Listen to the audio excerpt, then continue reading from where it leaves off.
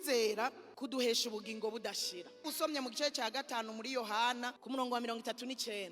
Yari karabwira abigishwa biwe ati mwebwe murasoma neza ivyanditswe ariko mukibaza ko ari byo bibahesha ubugingo, ngo mukanka kuza hondi kugira ngo muhabwe ubugingo budashira. Mwonyizera mukaza hondi mworonka ubugingo budashira. Haleluya. Ukwizera kuduhesha ubugingo budashira muri twebwe. Si ivyo gusa, ukwizera kutubeshaho. Erega udavize ukwizera wo kwiyahura no kwiyahura.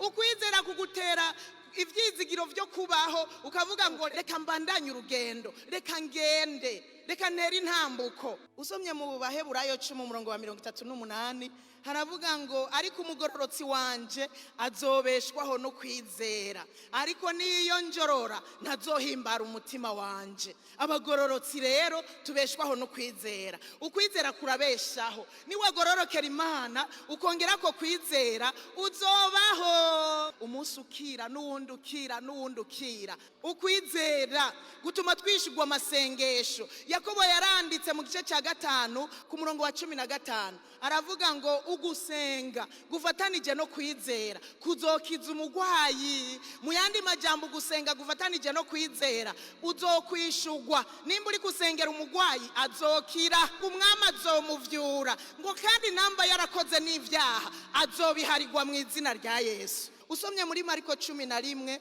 umurongo wa 22 gushika ku murongo wa 26 ni cya gihe Yesu yari yavumye umusukoni, yari yawuvumye kubera yawubuze kw'ivyamwa, ariko aragenda hanyuma arondera ko icyamwa arakibura, acarawuvuma aravuga ngo ntugapfe usubiriye kwama ikintu na kimwe. Acarigira ngo bukeye mu gatondo barahaca.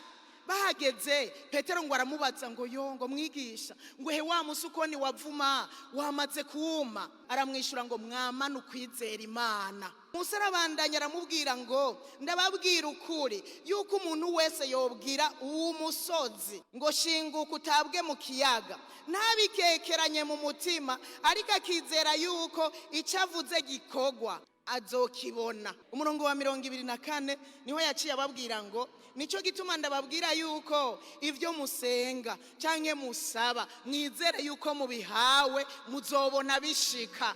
Ngo ndababwira ukuri yuko umuntu wese yobwira uyu musozi urubazo ruri imbere yiwe akawubwira ngo shinguka utabwe mu kiyaga, azobibona bikoreka. Igisozi c'ingorane zari imbere yiwe kikugweho mu izina rya Yesu. Erega nukuri Yesu ivyo yababwiye nukuri. Wohagarara mu kwizera, ico kibazo kiri imbere yawe uragitegeka ukakibwira ngo warusoziwe. Mwari muzi yuko ibibazo bituza kubona iyo tuja.